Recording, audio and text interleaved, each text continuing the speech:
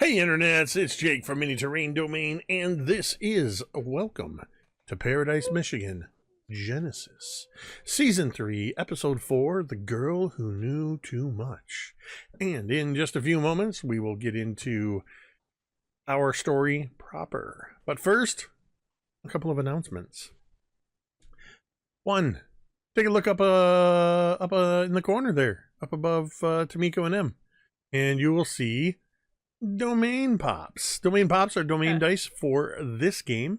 They are, of course, a way that you, the audience, can have an impact on what happens in our game simply by subscribing, resubscribing, gifting subs, cheering 500 bits, tipping $5. Any of those kind of things will earn Domain Pops for the players, just like that 500 bit cheer from Skultzy2. Who's that? I don't know. I bet a weirdo. And probably, yeah, the players can use those primarily as +1 to for each domain pop to any dice rolls that they make in this game, or they can spend 5 of them to have themselves or anybody else roll on the D100 mystery grab bag table, where only good things happen unless you roll something bad. We were in fact reminded that there was Tamiko had a roll from the audience at the end of the last season, and we decided to hold off to resolve it. And now that I'm aware of it, I will make sure that that happens when you are least expecting it. It was me. I reminded him because I'm honest. Honesty matters, kids. You keep watching Tamiko toil, farming away for that karma, for that good karma. It's God's work. So yeah, we got that going on. I want to once again tell you all about our friend Marquise's Kickstarter that's going on right now. About halfway through, 15 days to go. Einbath, The Woods' Voiceless Hymns, a mystical shadow dark zine detailing the occult forest of the Horned God. Enter the wood, learn the secrets, face trials, be reborn.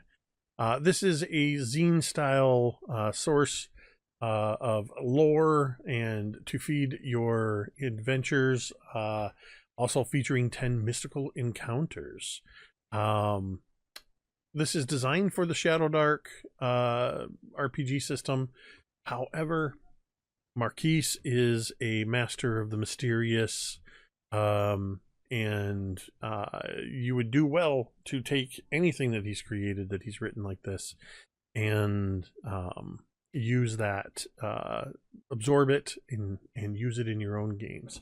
They are 15 days to go and almost at 50%. I've dropped the link in the chat, so go ahead, check that out, and give that a support if that's something you want to do. Go ahead and back that. Exclamation point schedule will bring you up to date. We're still a little behind on getting our next episode of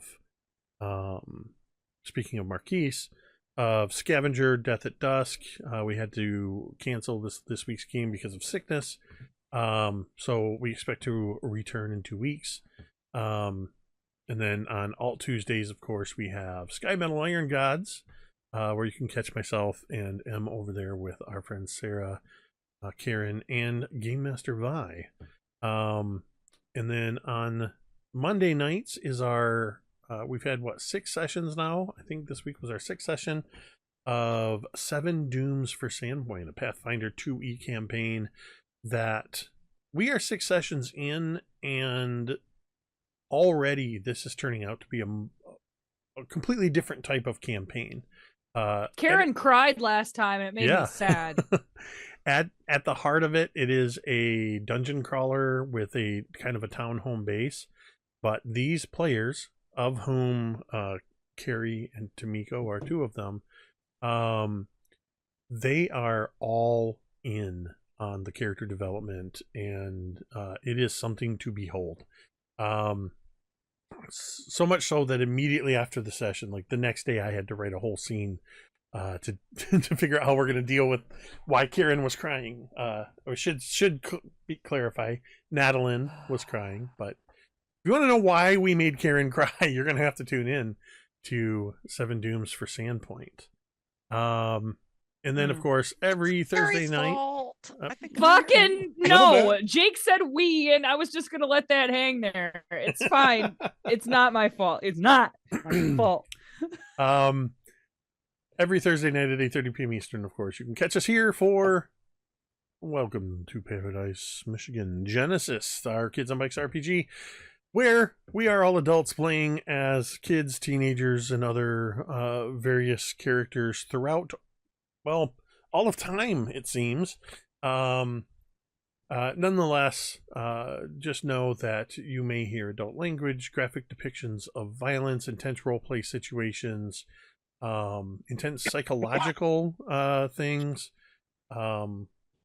Just be warned, if that's something that you are not keen on, please feel free to go somewhere else. We will not be offended.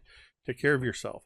But do know that we have had multiple session zeros, and we employ safety tools. We know what our lines and veils are, but to ensure that everybody stays safe at the table, we use a traffic light system as a safety tool. So keep that in mind. The last thing I want to say before we sort of get into the heart of things is just a reminder that you matter. Your presence on this earth, I'm stumbling over my words for some reason. Your presence on this earth makes a difference. Whether you believe it or not, it is true. There are any number of reasons why you or somebody you know might be struggling. I'm stumbling for, I think, caffeine. I've had a lot of caffeine. There's any number of reasons why you might be struggling, but we don't want you to struggle to find the help that you or somebody you love needs. You can come into our chat anytime, day or night, whether we're streaming or not, and you can type !help, or you can look down at the bottom of the screen. We have this information scrolling by periodically. When you do that, a couple of URLs will show up. findahelpline.com, or you can check out the growing list of resources at takethis.org. We encourage you to take a look at those websites, bookmark them, save them for yourself, save them for a friend. Remember, you matter. With that, I would like to welcome you all to Paradise, Michigan Genesis.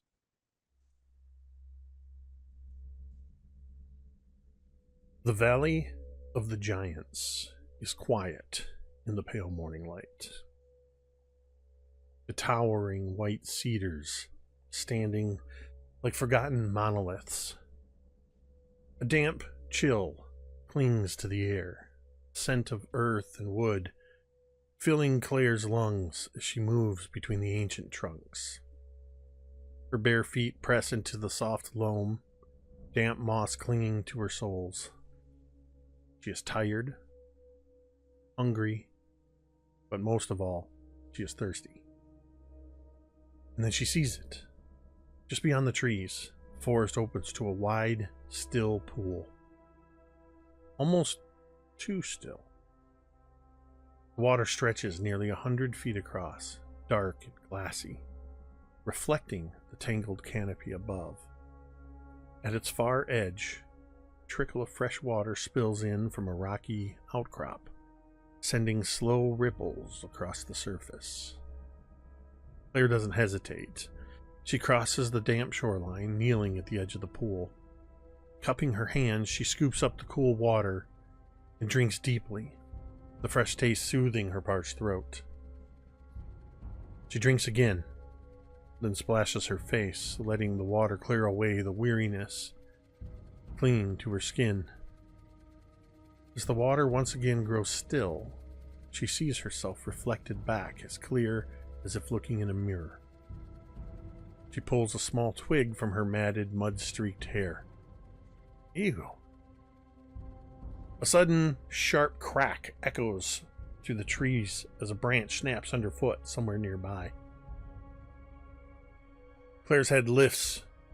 She crouches motionless at the edge of the spring. Who's there? Her voice is calm, controlled. The air shifts. clouds gather above the towering ancient trees. A low breeze stirs the water. Claire rises slowly, turning toward the trees, and as she does, her fingertips begin to glow. Tiny arcs of electricity dancing between them, crackling with quiet energy. From the trees, a figure steps into view. Claire exhales, tension easing from her stance. The light at her fingertips fades, though not completely. She watches them for a moment, then speaks again, her voice edged with something between relief and expectation. Oh, it's you. Where are the others?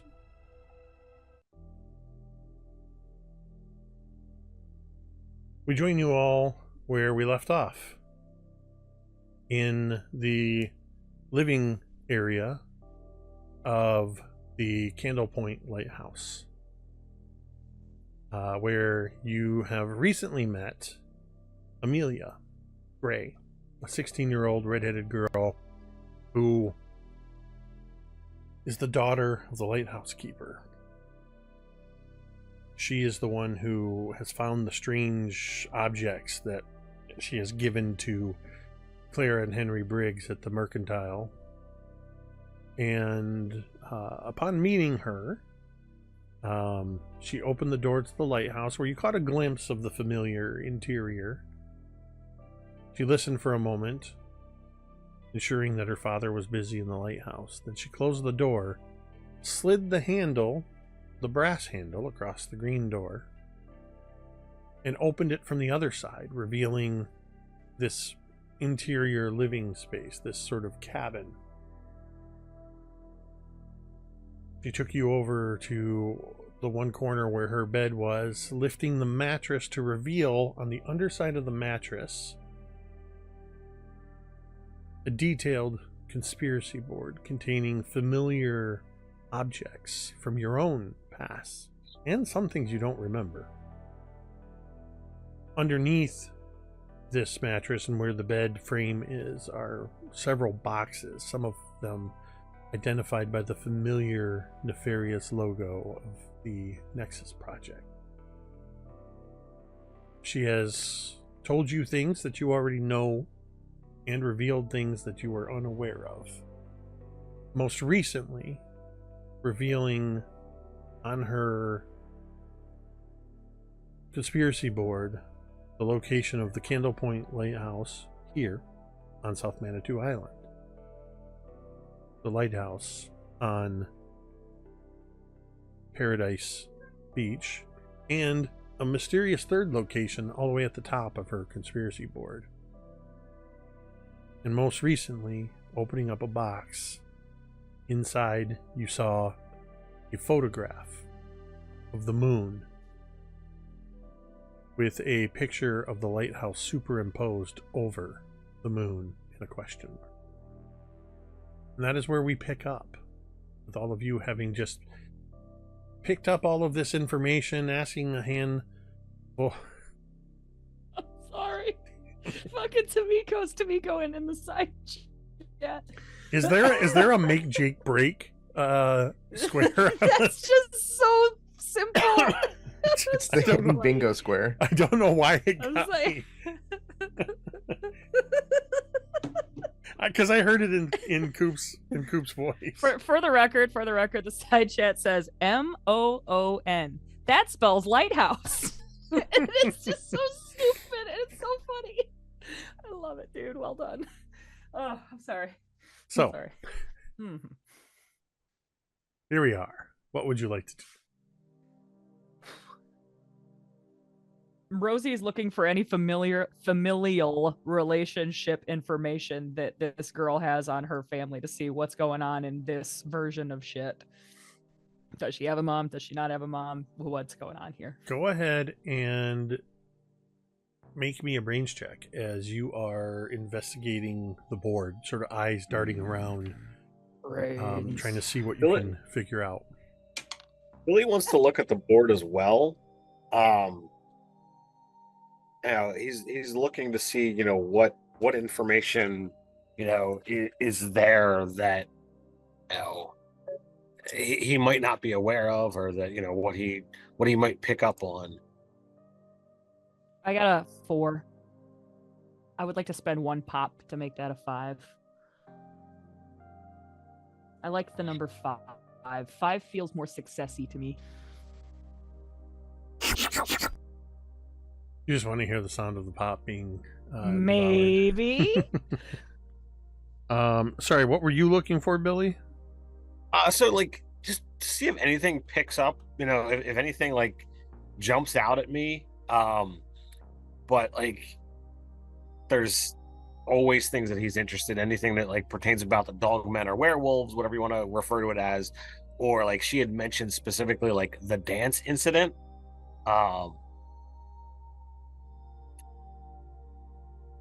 Okay.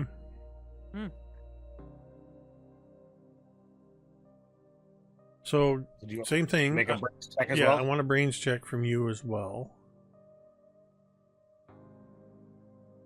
Rosie, you're scanning the board, and as you look around at everything, your eyes sort of keep settling on within the board.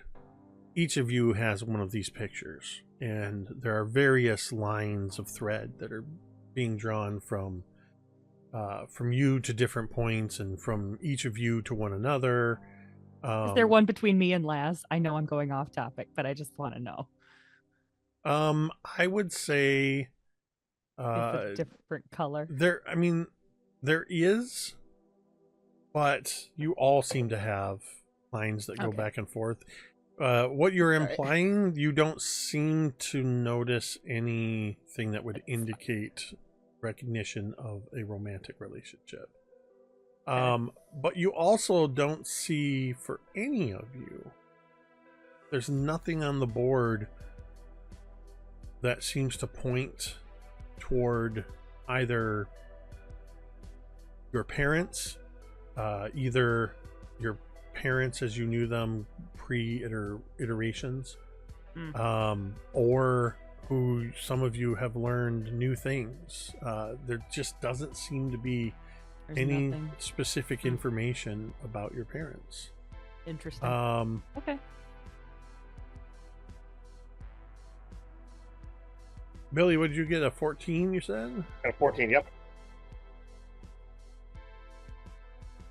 Billy, at least on, on the board, you would notice that with that 14, that for yours, there is information that just a headline, piece of writing that says literally the dance incident in a question mark. And then you see that there is a line that connects you to the picture of Jessica. But also you would notice there's 2 pictures of Jessica on the board. They're identical, but they're identified. One is identified as Jessica Smith, and one is identified as Anne Smith. What is the picture of Anne? What is it? Yeah, it's the same picture as Jessica. They're just these. They almost look like they could be school photographs, not from Paradise Academy. You guys have never seen these photographs before, but these were photographs that the Nexus Project had from the time you first arrived in Paradise. There's also, with that 14, you would notice that there is another line that runs off to near the edge of the board, a little bit higher up from you, Billy. And there's no photographs to go with it, but there's 6 letters and a question mark. They appear as 3 letters stacked on top of 3 letters with the question mark to the right of them.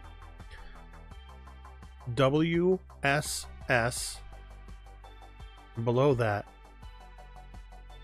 VVH. Question mark. Oh my god, I know it already. Motherfucking fuck. Do those letters mean anything to me? I don't know. Do they mean anything to you? Bottom one should. Oh.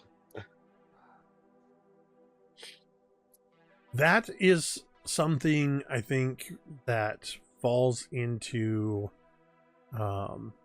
partially it's a puzzle for you the players to work on, but you can certainly use game mechanics if you want to gain more information, because I think you have a feature specifically that may or may not play in. I could. So what is Amelia, right? Yep. What is she doing, like, as, like, we're sitting there studying this board? Well, prior to that, she had filled in a bunch of information. She was telling you all kinds of stuff, answering questions. So she's kind of like just dropped a bunch of you get the impression from the secretive nature of this, she's just been dying to tell somebody, and you're the literal people the board is about. So she's just as eager to see how you're reacting to the info as she is to see what you have to say about it. Well, I think I might know what she's doing right this second. Oh, what? What is it? As everybody went up and started looking at the board, Coop had already looked at it. And so he just kind of goes off to and parks himself on a piece of floor and goes, "Wow, this is heavy." And he reaches into his backpack and pulls out a pack of gummy bears, and he starts eating them. And then he looks at Amelia and says, "Do you want a bear?" I don't know what that is. Giving gummy bears to someone who's never had one. That is what a real mitzvah. That is very important, dude. Well done. She kind of walks over and just kind of looks curiously. What do you mean by bear? Gummy bears. See, they're little bears, and each one's a different type of flavor, like fruit. Are you holding one out to her, or? No, because that would be unsanitary. He says, "Hold out your hand," and he dumps some into her hand. She's got like a yellow one, the clear one. You remember the clear one? Of course. The red one. As you dump these into her hand, she kind of almost startles, like, "Oh!" And then she goes, "They're squishy." Uh-huh. God. What? Oh.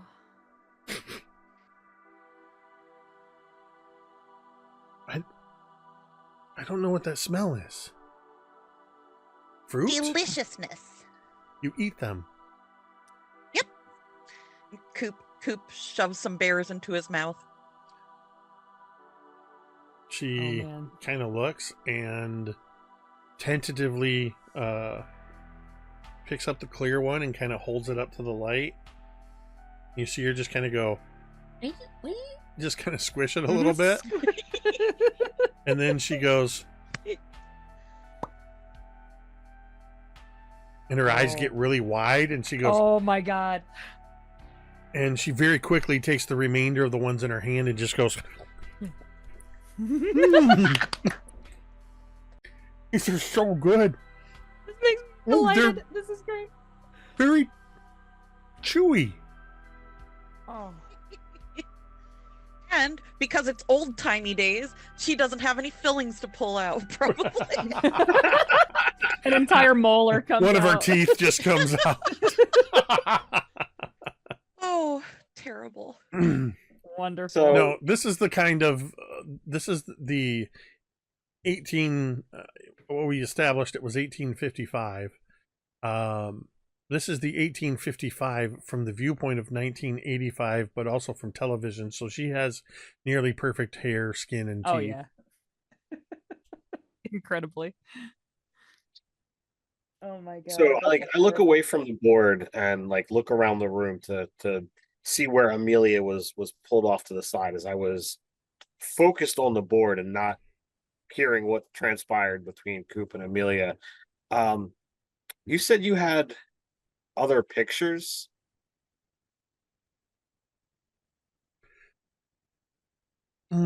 There's you see her kind of finishing up, and she's doing that, especially as somebody who's never had it, that thing where she's trying to get the gummy out of her teeth, and Sure. but she kind of those boxes are filled with things that I just haven't been able to understand fully. There's photos. Do you mind? There's. Do you mind if we look through them? I mean, no, not at all. I mean, this stuff all seems to be about you.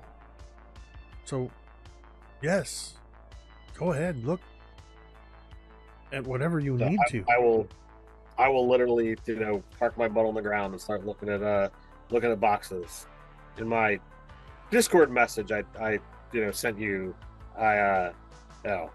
You've got what I'm looking for. Oh my god, private messages. While Jake reads his message, check us out on teespring.com. We got all kinds of great t-shirts with new logos for your fantasy games, for this game, and so many more. Get them on t-shirts, tank tops, hoodies, mugs, and all kinds of other great stuff. teespring.com. Just click the link in the description for this video. I don't have a shirt today. They're dirty. I worked out in one of mine today. I'm wearing my Paradise, Michigan. Hell yeah, one. Paradise, Michigan. Bold of you to assume that I hadn't already read my message, because I Oh. gave you all homework. Only 2 of you did it. Chad gets that sudden look of disappointment. It was extra credit. It just went to the teacher's pets. So yeah, you go ahead and I'm not going to make you roll because you have time. It's going to take you time as you're sorting through. So Billy's down on the floor and grabbing boxes and starting to sift through. There doesn't seem to be a particular order, Billy, because this looks like stuff that was probably at one point maybe in some kind of order, but based on what you see on the board and everything else, it looks like Amelia's gone through these things and resorted them, and there doesn't necessarily seem to be a particular logic to how she put things back in the boxes. Sure. Who else would like to do something? I think Oak at some point goes, Coop, bear me. I need a snoop and snack. What colors? Do you have a preference? Can I interest you in a lovely green? Yeah. Yeah, actually, I do, because those are the key lime ones. Yeah, give me that one. I want that. Dude, Coop Haribo does has it so. unlocked. You can have all his greens, and All the he's not greens, about just that get- life. No. So yeah, Whoa. I think Oak is just gonna look at this and then like kind of the thing that really caught his eye was the thing about potential 3 different lighthouses and then like all of the different little blurbs. He's like specifically looking at the questions that Amelia's already asking about the group, and then like if there's any differentiating between like our timeline and whatever timeline or whatever that she knows, right? Like, is there anything different on here that potentially wouldn't fit with what we know? Or is it something that we haven't learned yet?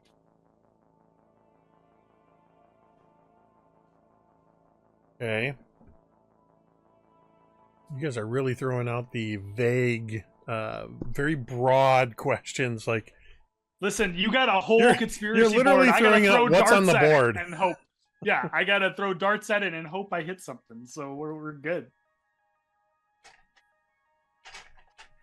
Well, being vague allows you to put whatever information that you've already got out there, and us to be able to Narrative. chase down a trail. Narrative interpretation. bold of you There you to go. assume that I'm not making this all up as I go. Well, For reasons. There- For You've got a roll reasons. table, don't you? No, I'm. Oh. Well, I have roll tables for all kinds of stuff. Got a deck of cards there, don't you? What I have. You guys are a suspicious lot. Deck of many things. I brought out my dice roller Oh, and physical dice because, for reasons, I don't always These are want the you little to ones see on when screen. and what I'm rolling. Oh.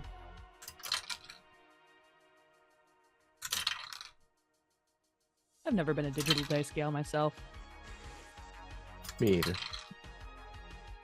you've never been a dice gal there, Jeremy? No, it's hard to believe. Okay. So Oak's eating a green gummy bear and perusing the conspiracy board. Jessica, what are you up to? I don't think that Jessica would be I think she glances at the conspiracy board, but I don't think it draws her attention. She was in the lighthouse up at the or a few times. She wants to look and see if what kind of big differences are. So you've never been in this part of the lighthouse before. Because she used the mysteriously sliding Oh, doorknob that's right. Door with the knob. to open. So you've never seen this because nobody ever did that on the other lighthouse. Right. You would Are have there to any you would have to go windows? outside. Yeah, you're looking outside. You see over the bluff and you can see Crescent Bay and you can see out into Lake Michigan. So where would where is this room then in relation to the lighthouse? Like if she was looking outside the lighthouse. You were outside Where the would this lighthouse room- looking at the building itself. Yeah, where does she think this room is situated? In the same place the lighthouse is. I know, but sorry. Is it No. I understand what you're trying to say. The best way I can say this is if you are standing outside and looking, you see a lighthouse. You do not see any other structures. You don't see anything that looks like it could house this living space. The best way I can describe this and put it in a way that I think Jessica maybe could comprehend in this moment is, for some reason, one of the times that you guys were killing time and playing Dungeons and Dragons or listening to Oak go on about Dungeons and Dragons, you remember him talking about extraplanar spaces and about things like pocket dimensions and portable holes and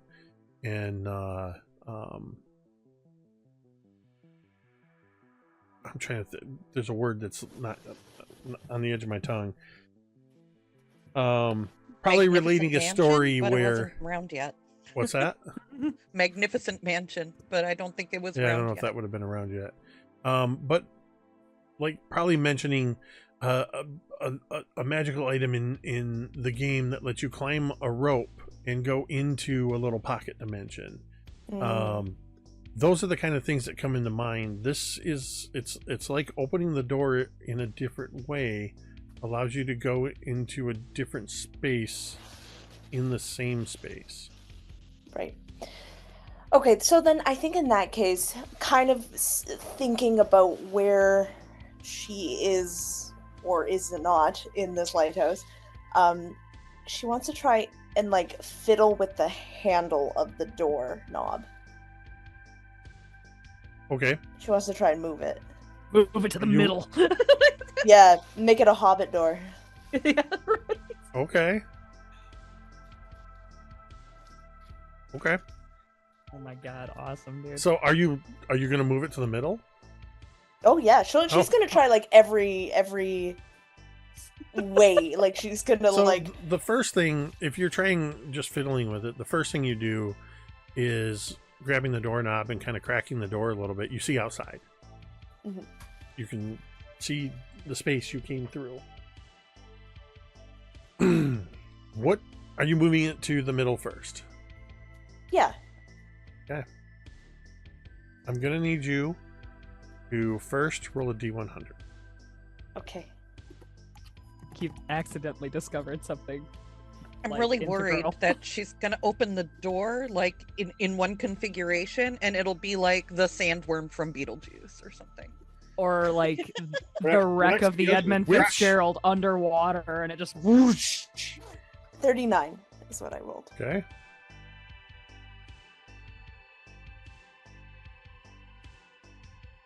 Oh, 89.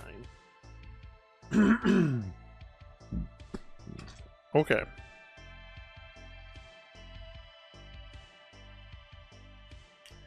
You turn the knob to the, or move the knob to the middle. And as you turn it, you realize the knob won't turn. Hmm. It's like, it feels like it's locked.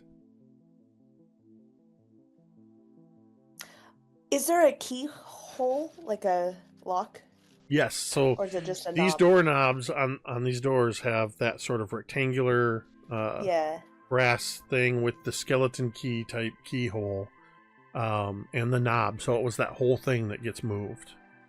So if she feels like it's locked, she's gonna look around and see if anyone is looking, and if not, she wants to take out a bobby pin from her hair. Make me a brains check. Okay. I'm so proud of you.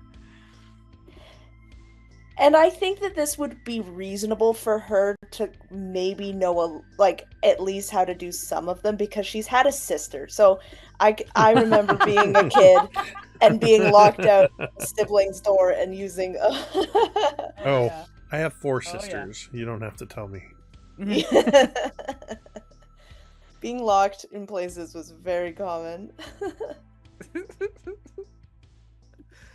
Okay. Brains. Oh, I am not great at that. Ooh, okay. Okay. All right. That's a 7. I exploded. And then got a 1. Oh. Okay. Oh. So that check,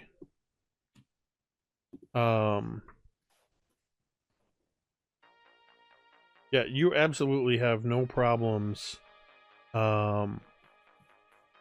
figuring out how to twist this bobby pin and make it into a shape that's going to work, and how to work it within a skeleton key lock.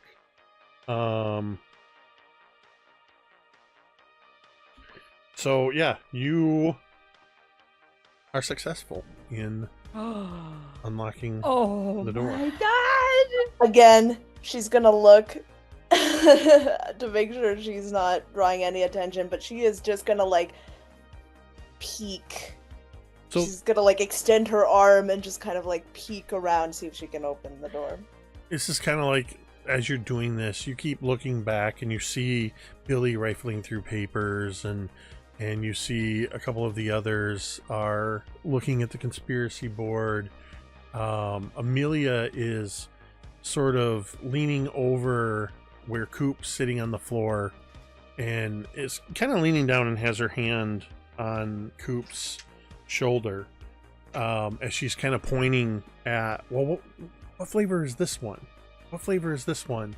Pineapple, if you'd believe it. And you glance back, and nobody is paying any attention to you. Well, let me ask this before I say nobody is paying any attention to you. What is Laz doing? Because we haven't established that. Paying attention to chess. It's funny you say that. He pulls out a lockpick kit and goes, here, try this. This will be a lot easier. Amateur, yeah. My plan was actually to go into the other version of the lighthouse and check that pile of crates and rope to see if there was an opening there, but I don't want to mess with what M's doing. So I think instead, he's going to go to the top of the lighthouse. If he can get there from this like You cannot. liminal space. You can't. Okay. There is only one door that goes in and out of this little living space. Okay. In that case, I think he's probably particularly interested in whatever she's got on the board that deals with the Valley of the Giants, because that was the place that they said was likely the focal point of all of this, of like what's going on here and like what might be kind of weird here, and that's what they came here to do, was to stop whatever was weird. So okay, go ahead and roll brains. Anybody?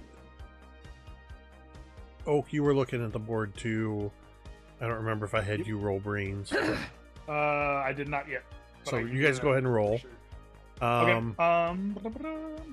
Ooh, nice. As Jess, you have unlocked the door and are preparing to open it. I want to have these moments of revelation real quick. Oh, you know. So, got a nat 20. Laz got a 1. So if that's a nat 20, that means you explode on your d20. Listen, I haven't rolled one like that in a long time, so yeah, I guess that does. I gotta roll that Yeah. again. Keep rolling. You That's sure a 20. do. That's a 23. Okay. All okay. right.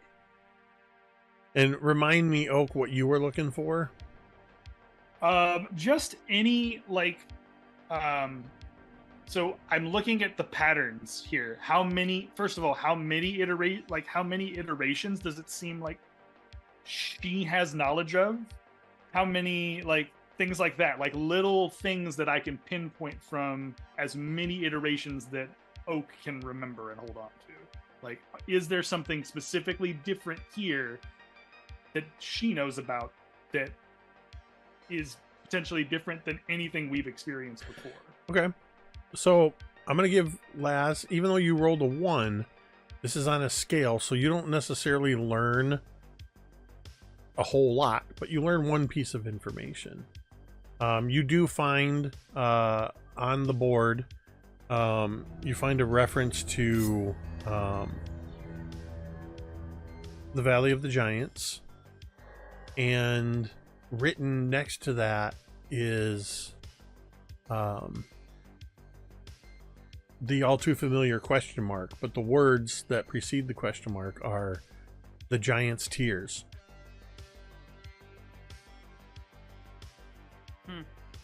Oak.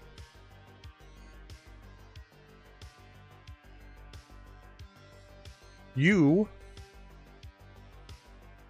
as you're looking at this, it's like this. I mean, this is your milieu. This conspiracy board. You're looking at it, and your eyes are going, and it's almost like if this were a movie, we're hearing bits and pieces of in fragments from previous episodes.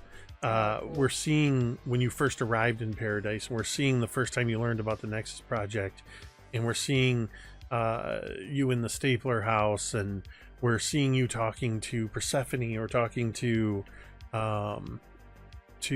Ashley Raven.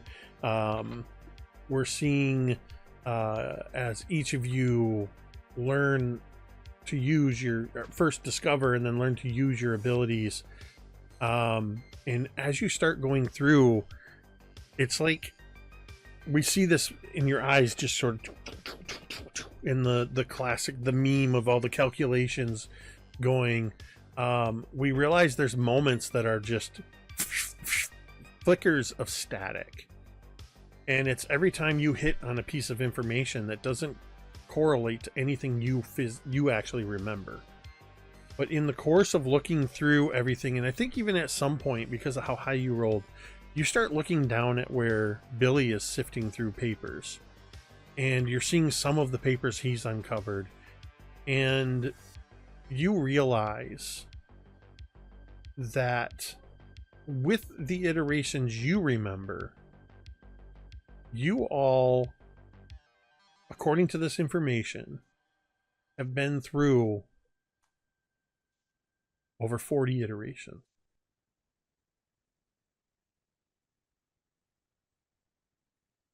And that's when Jessica turns the knob on the door with the knob in the middle.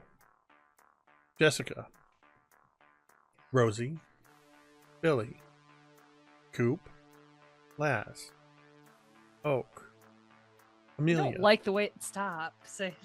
Everybody needs to make a grit check, please, as the door is ripped open out of your hand into a black void.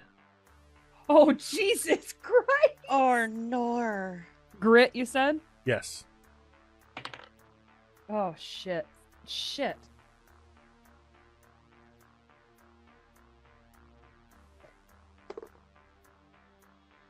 Oh, And this is where the only thing I'm going to say is you have 47 domain pops. I will borrow. I'm gonna have to borrow 8 of them because I rolled a 2. I won't borrow To get any to it because and- I trust my good friends who are rolling higher. all right. I will- So, Okay. Are gold stars still a thing, or are they gone? No. Gold stars are they're not a gone. thing. Okay. All right. Well, I don't think needing 8 is necessary. But I also rolled a 2, so I'm gonna use 3 and turn that into a 5. Okay, See? that might be We're on better. the 5. Maybe- Multiples of maybe- 5. Maybe we go. Yeah, maybe So- I'll go 3 and get to 5. Okay, so we love our characters, but I'm just gonna remind you that these motherfuckers are $5 each. That's true. okay, They a lot. you have actually. I realized there's another one I didn't give you. You have Carrie, Rosie. You got a 6 Yes. with no Correct. pops. M, you have an 8 with no pops. Laz, 12, no pops. Coop, 3, no pops. Oak, you're wanting to use 3 pops to bring you to a To bump 5. to at least a 5. Yeah. And Billy, you were using how many pops? I'm 3. same as Chad. So 3 I as rolled a well 2. to bring you to Yes, a sir. 5. Correct. Okay. Give me a moment because that's a total of 6 pops, which will bring you from 48 to 42. So we'll drop that one. Pretty sure it'll be fine. It'll be fine. What's the worst that could happen? Oh, 3 of us go that's away? all right. Forever. Okay. So let me just double check.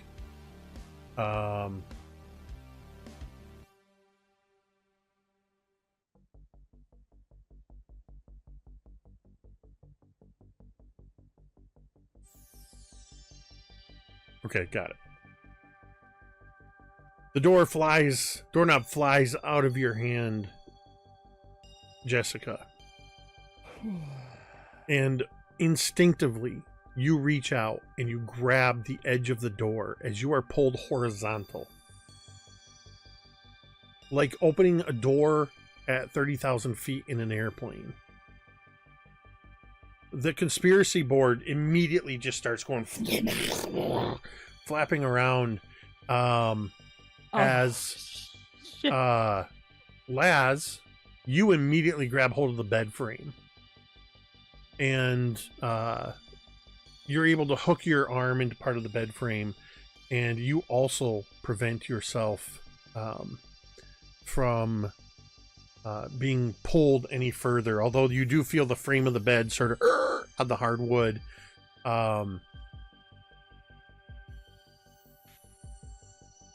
Rosie, a bunch of papers come flying off of the conspiracy board and sort of into your face, and you feel as you're suddenly blinded by papers as your feet lift off the ground and you are pulled backwards through the air. Oh. Oak I flail. slams into you, Ugh. his smaller frame, knocking you into the table, sending the chairs skewing sideways. I also realized I forgot to roll for Amelia. The gummy bears gave her secret powers. It's fine. She'll be fine. Amelia is going to roll a grit. Oh, that almost. So Amelia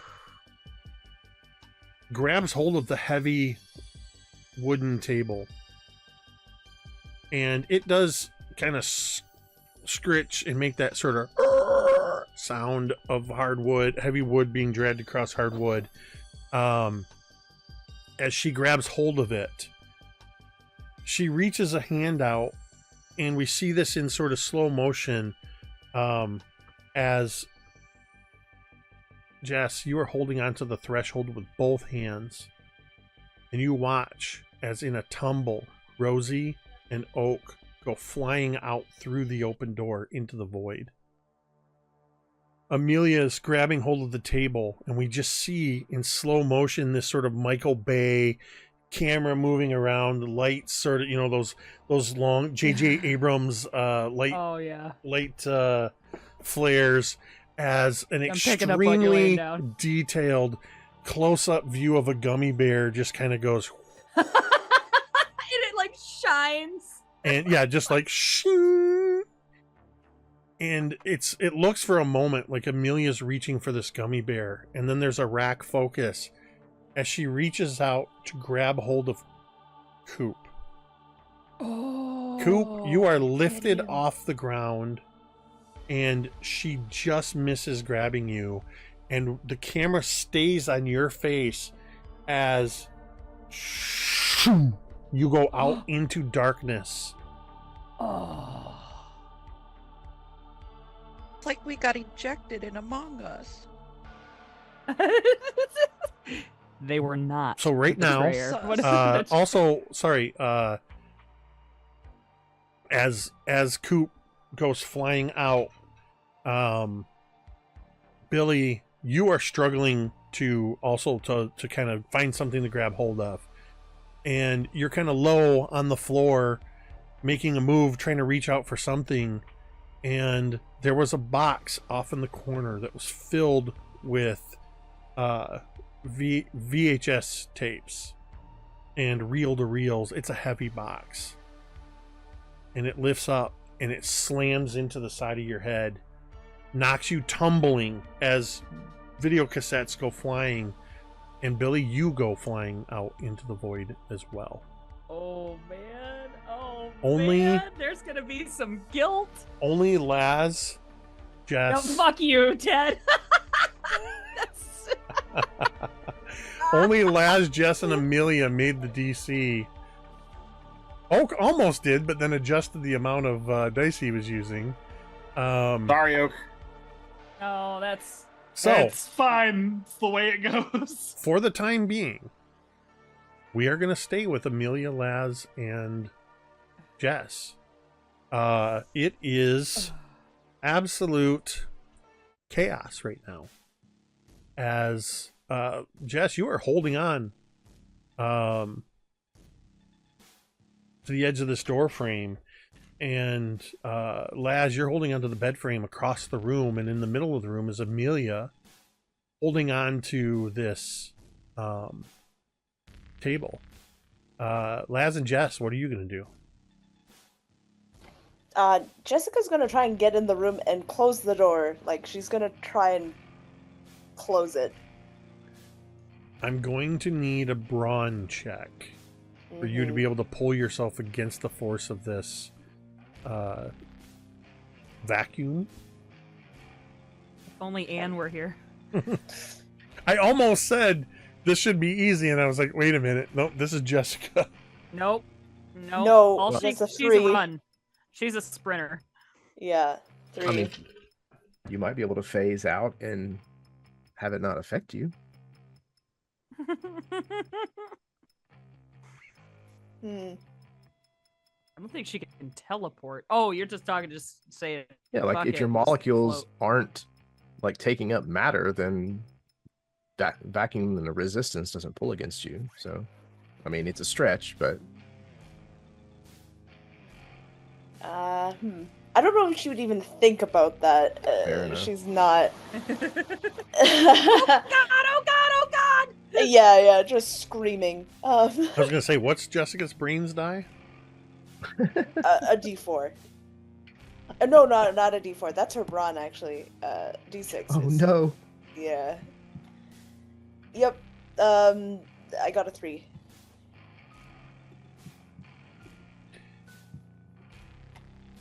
As looking across the room, you can see that Jessica is barely hanging on. Her knuckles are getting white. She looks like that any minute she is going to lose the strength to hold on to this door frame. You see her briefly trying to pull up, like pull inward, and she just can't do it. What would you like to try doing, if anything, Laz? So he's holding on to the corner of the bed, and I think he looks down and realizes that the comforter is right here. So he's going to pull up the corner of the comforter and try his best to tie a knot to one of the bedposts, and then basically just pull the rest of it off of the bed so that it dangles towards the door. Okay. I like it. I would like...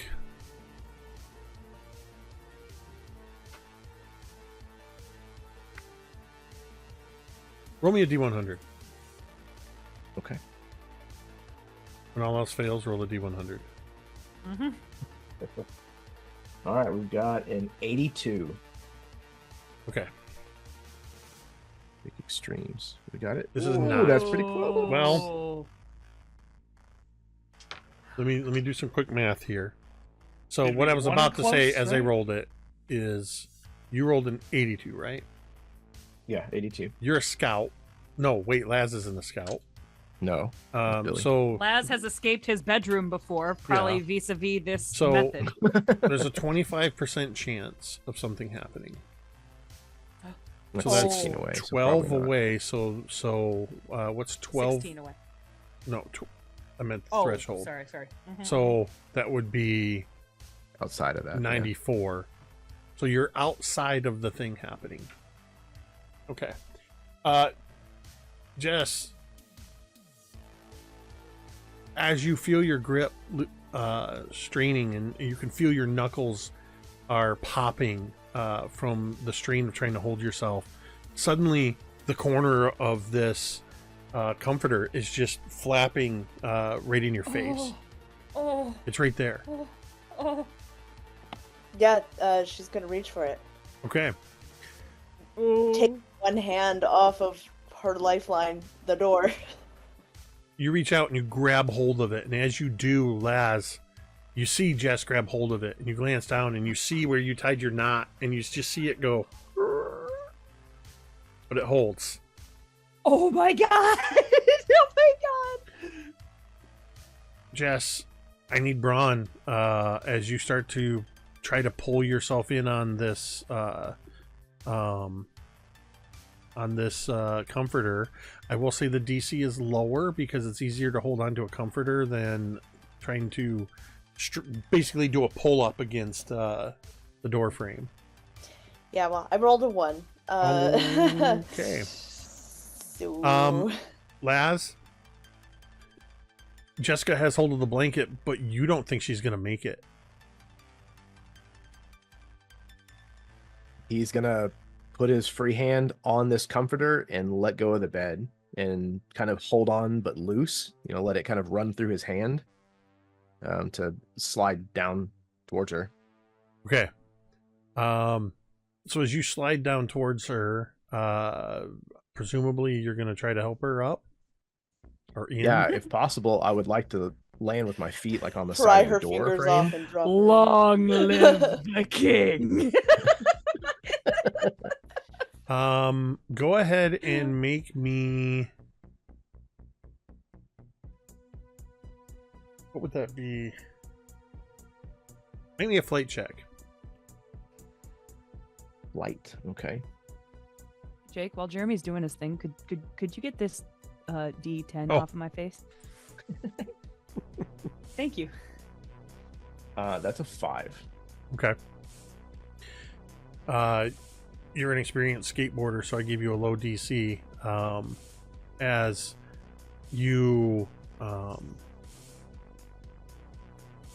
you do exactly what you were trying to.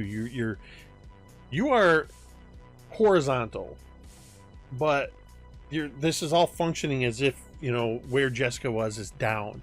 So you slide down this bedspread, and your feet boom right on either side of the door frame, so you're above Jessica, allowing you to reach down and help. What I would like is a brawn check from both of you. This is going to be a combined brawn.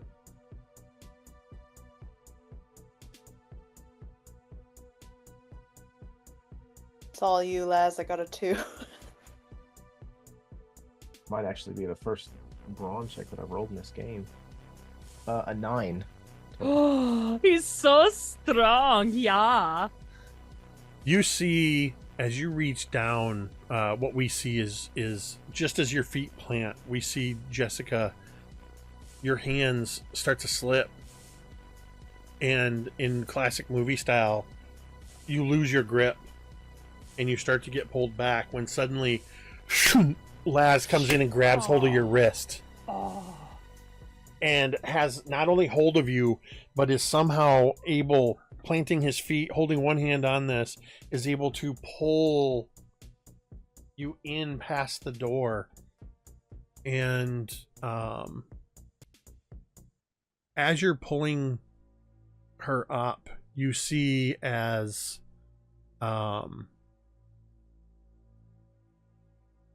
Laz, you would see this as you're pulling Jess towards you. You see Amelia sort of holding onto the table. She lets go of one edge of the table, drops to grab the other leg, and kind of slides similar fashion to what you did, except she's now feet are planted against the cabinets that were on that wall, and she's in sort of like a horizontal crouch as she kind of maneuvers over, and you see her as she gets over into that area, she reaches up what would be up underneath one of the cabinets, and she grabs what looks almost like a fireplace tool. It's not a poker, but it's like an iron. It's got like a hook on the end of it. As she reaches out and she kind of hooks onto the doorknob with it, and you see her pulling, and she manages to pull the door, and it slams closed. It's the second the door closes. Papers are loosely flying around the room. The two of you, Jessica and Laz, kind of collapse on the floor in a heap. Amelia drops to the floor. You hear the clattering sound of this tool, this implement, as papers are just slowly fluttering down around all of you. Amelia gets to her feet, and she walks over and she looks right at you, Jess, and she goes, "What in the hell did you do?" How was I supposed to know that moving a handle to the middle would cause You the didn't. abyss to appear? That's exactly it. You didn't know.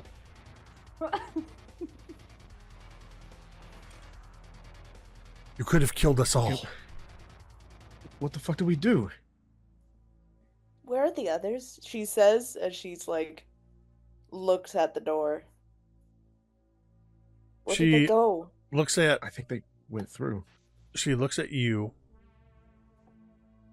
and she kind of looks around the room in disarray, and she reaches down and kind of moves a couple papers out of the way, and then she holds up a piece of paper in front of you, and we see that piece of paper that you had spotted earlier, Laz, that says Valley of the Giants, and then written next to it or underneath it, the Giants' Tears ?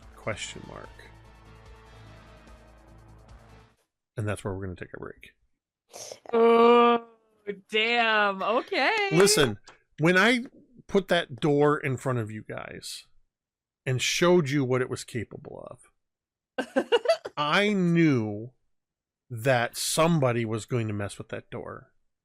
And in my mind, I thought they're going to want to go to the lighthouse. So they're probably going to try to open it to the other direction. And I play in for some contingencies, but I do not know why, especially with a green door, it did not occur to me that, I mean, I knew it was a possibility, but why I didn't think that you would do it. I actually said, they're not going to do that. I've got to learn by now. You're You always going to do the overestimate- thing. You're always You going don't to know do us the very thing. well, do he? I thought the allure of the lighthouse was too strong. Oh, yeah. Oh, yeah. Well done. Okay, well, let's find out what happens. We're here now. Yep. I mean, that's what makes it a game. You got to have the chance Amazing. for certain things to happen. And Of course. Tamiko, do you Unpredictability is have a part of the split the fun. party spot on the bingo card? Oh, I yeah. yeah. do. Yep. Perfect. Well, there you What is go. it? I told folks that they can check that off, as well as someone jury rigged something, because you did Yep. so with the comforter. The bobby Yes. pin. Yep, Mm-hmm, and the bobby And the pin, bobby yeah. Oh, and the bedspread. That's right. Yeah. Yeah, and the bedspread. Yeah. All right, well, with the party now nice. split, we're going to go ahead and take a break. We'll see Wes you in about 10 can't minutes. hear you scream in space. Like, Grit's already failed us, man. And Jesus we're Christ. back. I have just Oh, asked. hi. Sorry. I have just asked the void babies Welcome As I called back, them. everyone. to roll grit checks, and they are doing so under protest, apparently. I didn't do it under It's me, protest. I'm I the whiny protest the one. results. Beat the hell out of me. I see 3 results in the chat. Which one was I supposed to roll? Grit. Grit. Grit. Okay. Ha! That's miserable. I got a one. Okay. You and me are Yeah. gonna suffocate first. So, It's fine. It's fine. It's just That's fine. backpack situation as we float in space. Mm-hmm.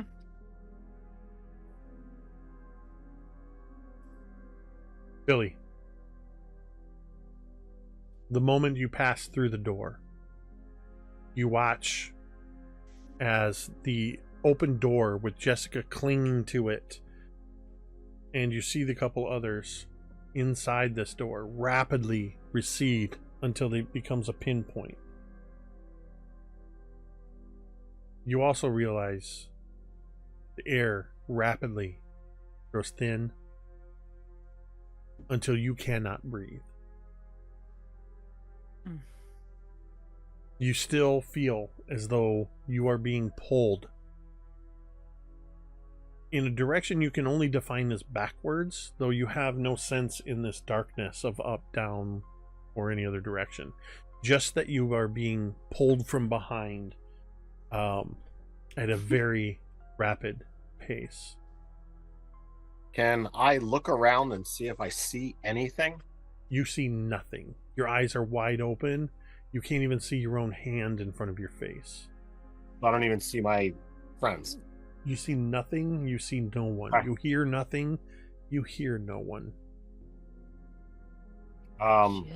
Shit. So if I'm being pulled in a direction and I feel like the air is getting thinner, At this point, it's I'm already gonna gotten try- so thin. It's gotten so thin that you can no longer breathe. It just that Wow. quickly. I want to see if I can position my body so I'm more streamlined. I don't know. I'm trying to go with whatever is pulling me, hoping. Yeah. that- I got you. You try to move your body and reorient, and you rapidly discover that no matter which way you orient your body, you feel like you're being pulled from behind. It's actually almost nauseating. You kind of feel like gravity has no meaning, and as you roll yourself physically over, changing the direction that is behind you, you suddenly feel yourself shift without losing any momentum in that direction. I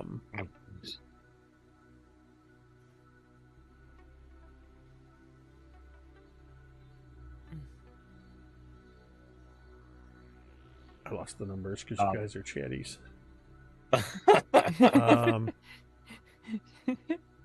I got a 2. Coop, Tamiko got a 6. Okay. Hello. you are being pulled from behind rapidly. The air is rapidly becoming thin and impossible to breathe. This is a bad situation. For It's Coop about to get because- even worse because you suddenly feel pressure from every direction, Oh. and you realize you are completely submerged. Oh. I'm in water. Oh, that's the You are- Jacob it- Norman. I do believe that is fear. That's Coop's Coop's biggest fear. God damn. No. To be fair, it's not the water he's afraid of. It's sharks, but he's not a super huge fan of water either. So To be very fair, he never made it past tadpoles. So Oh. now new fear unlocked. Being completely underwater in darkness while being rapidly pulled in a direction that you don't know where it's going. Well, I feel like this situation's gonna be even worse because our little man Coop doesn't do well with the thrill rides. Oh, no. I imagine that after all them gummy bears, he might be having himself a little Technicolor barfy. Oh, Bubba's. Oh. So you can absolutely do that. Or you're gonna roll a grit if you want to try to stop yourself from doing that. Sure, let's see what happens. Yeah. Do an Well, anti-poopy Jacob, grit. that's a 2. Yep. Oh, you know, outcome is pretty much as I predicted. Yep. The outcome is Well, it's a rainbow that nobody will ever see because of the void that you are hurtling through. I boy. do need sorry, I've been paging through this book trying to find a certain thing that Does it involve a D100? I'm getting my D100s. Well, you're going to roll a D100 anyway, but the thing I was looking for is a mechanic in this game that I can't find. All right. Go ahead and roll that D100 for a reason. we know him so well. That's a 12. All right.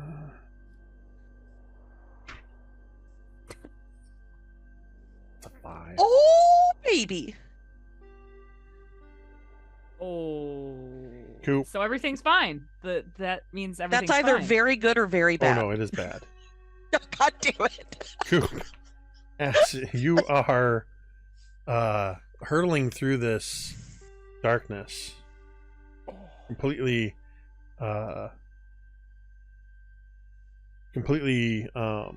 submerged, as you can tell, that thought kind of maybe in the back of your mind somewhere, at least there aren't any sharks, and that's when something bumps into you.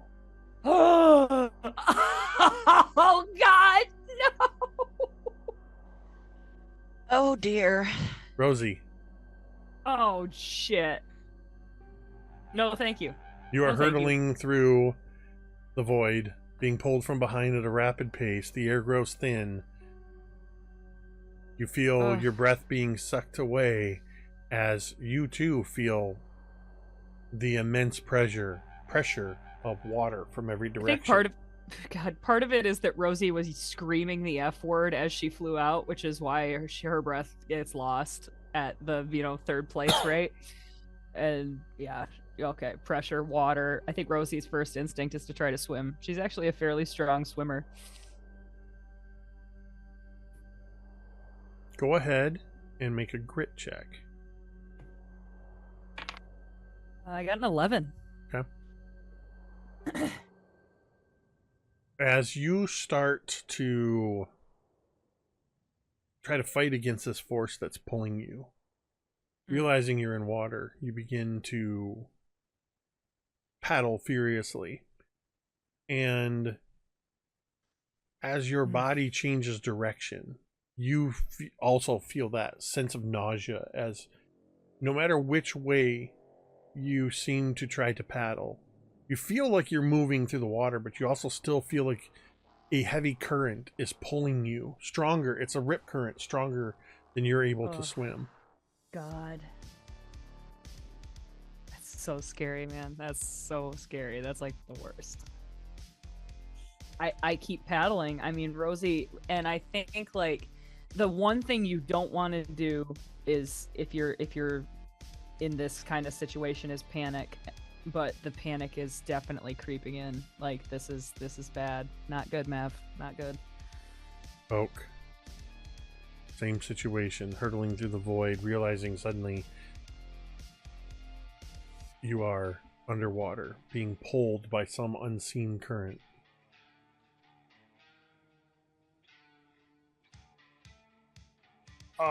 Is anyone around me? I know that like Rosie and I got sucked out at the same time, but does it feel like we're anywhere near each other, or can I see any of my friends around me? Cannot see anyone. You cannot hear anything.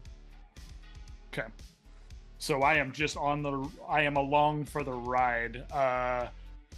And I think in this moment, I think he's gonna like fumble in his pockets if he can, and I'd like to see if I can see if he still has that pocket watch that Hans gave him in replacement of the other watch from one of the iterations. I remember I still had it, but I don't know if he would have it on his person right now. So maybe that's what I'm scrambling to see if I can find. You have all of your belongings. There's no reason you wouldn't have it with you. Okay, so I would scramble to see if I could get that watch out. Yeah, I mean, it's something that's on your person. There's no roll required to reach into your pocket. Okay. But I cannot breathe currently at the moment, right? Correct. Yeah. Okay. So yeah, I think I'm gonna scramble for it, and if I can, I'm gonna. I don't know how it works. It's the first time I've ever seen it. I know what he said it is, but we've traveled and done so many things. I think in this moment, he's just seeing if he can get it to work. So you're you're doing so entirely by feel. Yep. But because it has been a while since you first engaged with this watch, I will re-describe it for you so that we all are refamiliarized with it. Mm-hmm. The gold pocket watch has engraved inside the lid the words Great Scott. The watch has the usual hour, minute, and second hands, but there's a fourth hand that moves when you turn one of the knobs. The fourth hand moves, the full way around the clock. And you know from the basic functioning of a watch, you can turn the knob to, it's an extra knob that a pocket watch wouldn't normally have. so it's easy enough to feel. So you are able to open this watch by feel the knobs. You feel the top knob, which is how you set the time normally, but there's that extra knob. So how many times am I going to say knob? Right. So I just want to. I want to be able to stop time for just a little bit, so I can get my bearings, and then see whatever's around me. And if I can't do anything in that time frame, then I'll have to let the current continue to take me. But it's worth me trying and seeing if I can find a solution.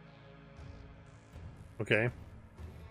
So you're turning the knob and pressing the button. Yep. To slow my momentum and to stop me like where I'm at. As soon as you press the button, you immediately feel the current that was pulling you stop. You feel any sensation of movement has stopped. Strangely, in this moment, you don't feel out of breath. You don't feel like you're breathing. Well, you don't feel like you're breathing, for one, but you also don't feel like your stored breath is being used up. Right. So what are you doing in this minute? So I'm looking around to see if they're like, now that I'm stalled, now that I'm looking around to see if I can see anything. Like if I'm underwater, I'm going to look straight up, assuming that there is a surface above me. So I'm going to look straight up to see if there's a surface above me, and then if I can, how far away that is, so that I can potentially start swimming up that direction instead of against the current. As you pause to look around, you kind of going off of that, where you last remember feeling that sensation of the current pulling you. You turn yourself around, orienting yourself in that direction, and looking what would then be ahead. We can't really call it up in what seems to be a space where gravity means nothing. You see it's hard to tell how far away it is, but you see a disc of light somewhere ahead of you. And from this perspective, this disc of light looks like it has jagged spikes pointed inward. And you see, silhouetted against that light, you see 3 figures frozen in this moment in time.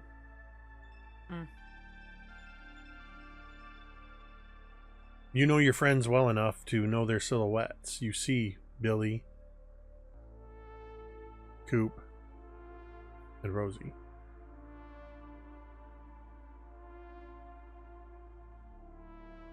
And they look like they're heading toward, in the silhouettes, it looks like they're heading toward that light. As far as you can tell, though, all of them seem to be in frozen postures that would indicate that they're being pulled against their will or flailing, except for Rosie, who vaguely seems to be sort of mid-stroke underwater.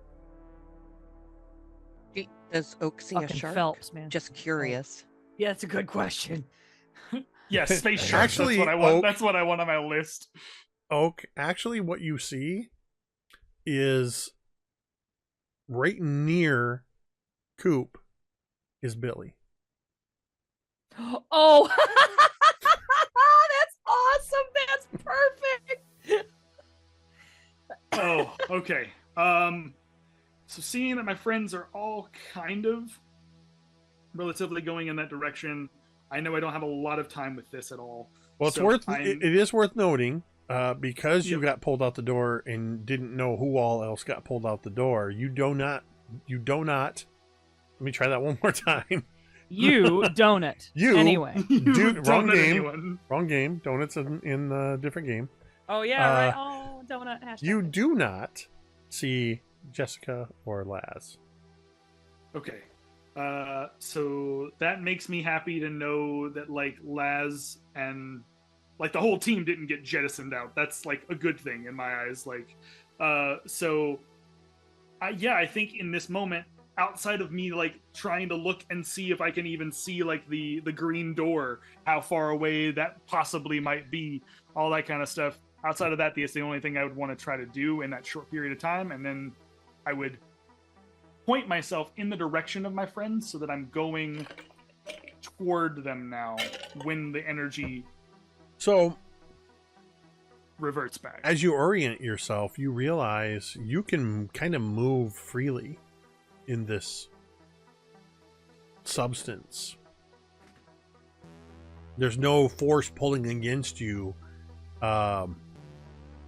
In the remaining 30 seconds or so, you feel like you could probably move closer to your friends if you wanted to.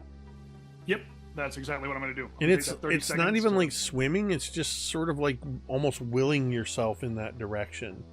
Oh, that's right. Yeah. Okay. So yeah, I think he will jettison. He says, "Oh, himself. that's right," like you've been in this situation before. No, because I remember. yes. I remember there was like a sequence from like season 1 where we were in like a space Oh yeah. space that like we had to navigate at some point. So I think he will position himself and then push himself toward his friends with the remaining time that he has, so that hopefully one of them will see him and catch him on the flyby, because God So- knows. In that remaining 30 seconds, you're absolutely able to get closer. You're sort of somewhere between Rosie and where Billy and Coop are, and you see it where Billy seems to be being pulled backwards, as are the others, but Coop inexplicably is surrounded by a weird rainbow mist, and Oh. also looks very frightened, like terrified. And that's when you sort of feel this sort of and the time stop ends. Stops. Billy, I need you to make a grit check. And I'm gonna, whoops, I left dice up on you guys. There was nobody's face, so nobody said anything. I need you to make a grit check, and I'll tell you what you're making the grit check against. In this situation, with the feeling of your air running out, being pulled from behind, being in a situation in which you have no control, your primal feral nature is trying to kick in. You, Billy, are making a grit check to, unless you want to just let it happen, to prevent yourself from fully transforming against your will. So I'm an 8. You got an 8. Describe what that feels like as you feel that instinct nature, that animal nature trying to take over. How do you resist it? So I think in this situation, my best chance of survival is to use wits over strength. Like there's nothing for me to hold on to grab onto, so I need to keep a level ahead. So as I feel the transformation start to take a to try and sink in, like I can't even use like, oh, let me take calming breaths, because there's no breath. So like as I'm sitting there like holding in, I just kind of like get into this like mental mental trance, and I just kind of like still my mind, still my body, and pray that wherever I'm going to, I will get there quicker. if I don't resist, and just, I'm hoping that works. Somehow it does work. And I think part of what helps is you're looking for some way to ground yourself. I'll add on to that. In this void, looking for anything that can ground you, you suddenly feel yourself bump into something. And your hand grabs a hold of what feels like an arm. And you feel that in this moment, since your sense of feeling, your sense of touch is the only thing that you can feel, you feel the Nintendo Power Glove underneath this sleeve and glove that Coop is wearing.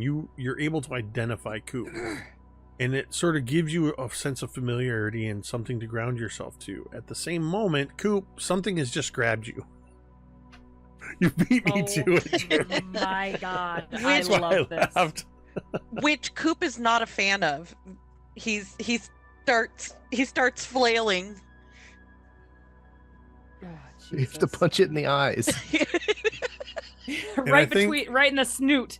I think Punch it in the snoot. at Well, that he's watched enough nature documentaries to know that when they get you don't necessarily feel it. It feels like you're being pulled. Like, oh. I think in Flail.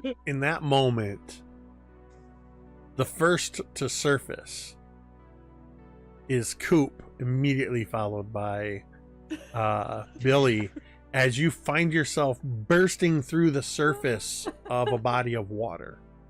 Oh, God, I oh, God. imagine screaming. Big gasping breath, enormous high-pitched scream. And a moment later, Billy, you burst through to Coop thrashing next to you, trying to get away from you.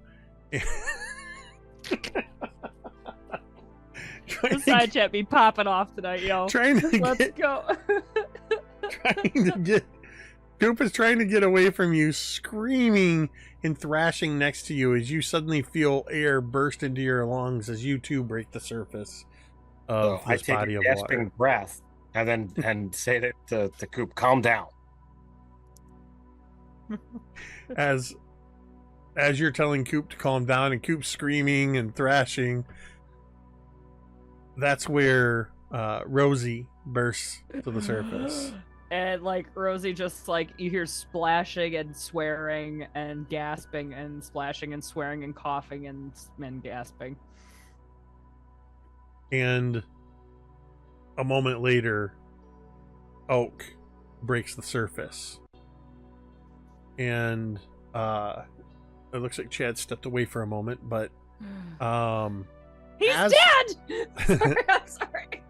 as the four of you break the surface, you are in... Oh, there he is. Let me... You broke the surface.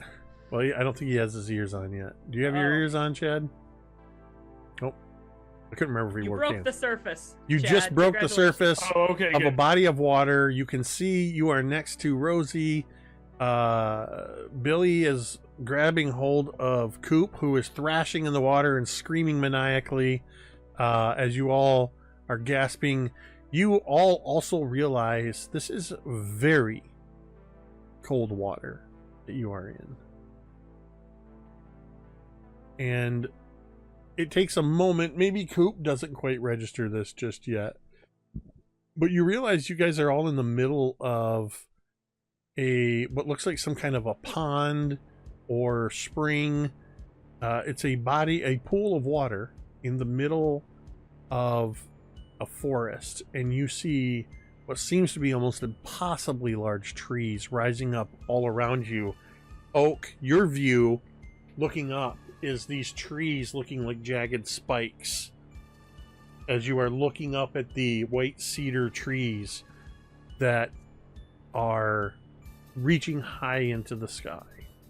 At this point, Rosie's just like treading water, and she's like, "All right, everybody, swim for the shore. Don't drink it; you'll get giardia." And she just starts swimming hard for like one shore in particular, like no real choosiness, just the closest shore. Do I still have my arm? Is it gone? Yes, it's Billy, Coop, I think. Oh, hi, Billy. Oh.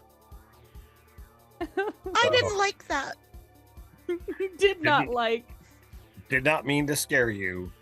Do you need help? No, I can. The edge isn't super far away, is it? Because I recall Henry described this as being not an enormous pond. Correct. Well, if you recall from the opening narration, this body of water is about 100 feet across, and you were in the middle Sweet of Jesus. 100 feet. That's not that. So it's only about 50 think feet. 30 yards on a football Well, field. That's not that much. Coop will do his best. He's like, I can try, and he's doing his Yeah. little paddle. He actually passed tadpoles, so he'll be fine. Take off your pants. Use them as an air bladder. Survival. So I think this is where we see one of those scenes where it's kind of like from the shoreline as we see the four kids swimming towards the shore. Probably, I got to imagine that Billy and Rosie are the more capable swimmers. Helping the littles, you all easily make it to the shore. It's very cold water, and the air is not terribly warm, so you all find yourself soaked to the bone and very cold. Fuck. Rosie takes off her brand new flannel and starts wringing it out. And she takes off her hat and just like shakes her hair out like a dog. And then she's like, "Hey, Boy Scout, can you start a fire up?" Sure. So big question. Do we have our backpacks? Yes. Okay. Then They spawned in with us. This is video game rules. I We just have all our make stuff. all right. So We have all our yes. weapons and provisions. Mhm.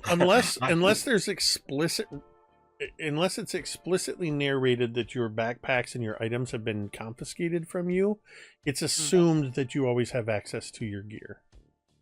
Right. So I will look for dry stuff, and I'll begin making a fire. I have flint and steel in my backpack. I have a first aid kit in my backpack that has the emergency poncho and the wax-covered matches. As soon as Coop says poncho, I kind of like slow head turn over to him, and I'm like, "Good, it'll keep us from getting wet." And then I just kind of start like looking up at how tall the trees are and trying to look into the forest and all that. So, yeah, I imagine there's this little bit of a montage as you all are, Billy's a scout. This is one of those things where it's core to your trope. So you're not gonna roll anything. You know how to gather wood. You know how to make a fire. So it's not long before you're able to get a fire going, and you're all. I guess I would offer to help Billy if there's any just like stuff he needs gathered or anything that I can help with. I would offer to help. Is this the moment? Is this the moment where Rosie and Billy settle their differences? Mayhap. This is a step in the right direction at least. Ted, did you just go no? Yeah. I literally thought he did too. I was like, fine, fuck you. No, what is? I was gonna say so, and I got cut by. Is this the time? No. No. Valley of the Giant Redemption. Ted's That's got what an this is. arc. Ted's got an arc, and he's gonna see it through. It's the time Rosie's thinking that we've settled our differences. Wow. But wait. What is the terrain like here? Wooded. It is looking around, you are in, based on the information you had already received, I would say that you're able to surmise that you are in a white cedar forest. All And right. by the So height of the trees, I'm asking. I think I'm asking too vague. How soft is the ground? yeah, I'm getting there. Okay.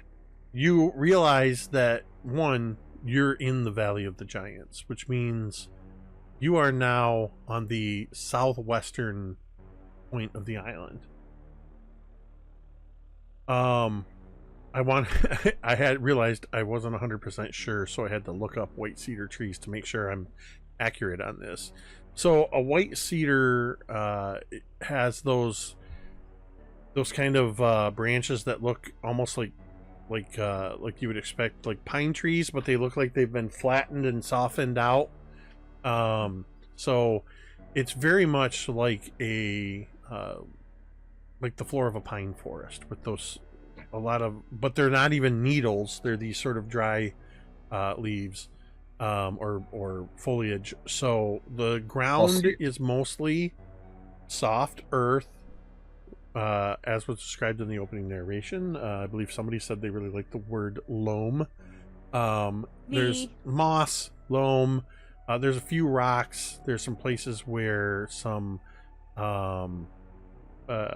roots, come up out of the ground. But the ground is very soft. Otherwise. All right. So what I wind up doing is after I get a general fire started, I get the littles positioned next to it. I ask Rosie to get some decent sized branches that are about 18 inches long and get them staked about a foot away from the fire. We're gonna need 8 of them, and I basically have everybody take their shoes off and get them kind of hoisted on sticks to start drying them by the fire. Since the littles are smaller, they need to be warmed up quicker. Once that is done, I'll get more, make sure we have enough firewood to last for a little while, and then I will kind of do the same thing with the sticks to dry our socks. So, and Rosie gets you the perfect fucking sticks for this, for the record. If there's one thing she's good at, it's taking instruction, and she gets you the perfect fucking sticks. So, as you do this, I'm not going to make you roll for this. You're literally in a forest. You don't have to roll to find sticks. You focus on getting everything needed for the littles first. So you get the whatever sticks are needed. And as Billy is helping Coop and Oak get their shoes and socks off and get them where they can be dried off and stay warm, Rosie, you head out in search of sticks that are going to be suitable for yours and Billy's stuff. And as you're looking around, you realize that as you kind of move up a little bit of an incline, you realize, looking past the trees about maybe 30-40 feet away from you, you don't see any more trees. You can see the lake out through the trees. You realize, you must be near the edge of the island. Do you go further to investigate? I think, yeah, I think Rosie would, just to get a really, really good gauge on how close they are and if there's beach over there or maybe another lighthouse or a boat or who the hell knows. As you move forward, we do the camera sort of low angle following you up this slight incline and out from the cover of the trees. And as you stop, because you can go no further, the camera comes up over your shoulder and looks down. You are standing at the top of what looks to be about a 50-60 foot dune cliff. So it's sand mostly below you. It's not, straight down, but it's at a sharp enough angle. And looking to your left and right, you can see, looking to your right, that this type of coastline continues out and kind of arcs around what would probably be the northern edge of the island, and continues a little ways, and you can see where it starts to decline sharply towards the southern edge, as you are on sort of the kind of the western area, a little bit southwest or west southwest. High up, looking down and looking, you can't quite see around enough to see where even the lighthouse would be or anything like that. But what you do see about a quarter mile offshore, partially submerged, is a ship, or more precisely, a shipwreck. And as you are standing there looking at this shipwreck,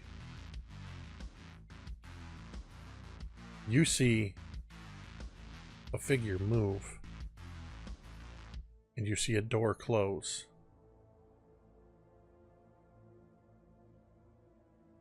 And On that's the shipwreck? Yep. Wait. Oh, don't like that. Don't like that one bit. Okay. And that's, I think, where we're going to end tonight's session. Oh, God.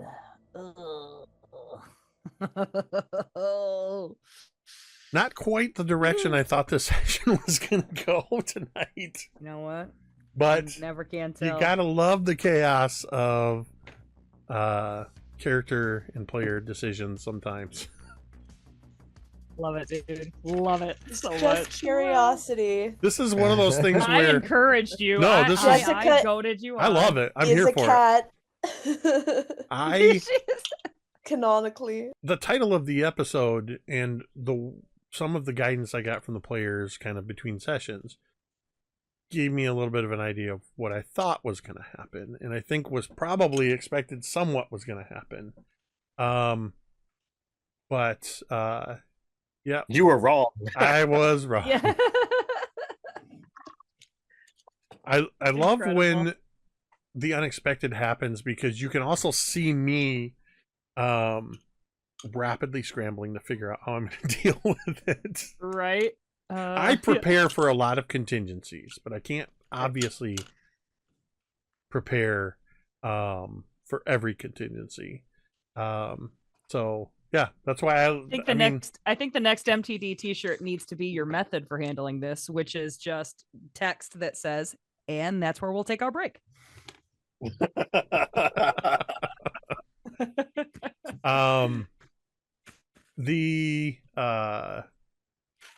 Yeah, I have no idea what the next session we're thankfully the beauty of putting you guys on an island is I have a little bit of containment for the story.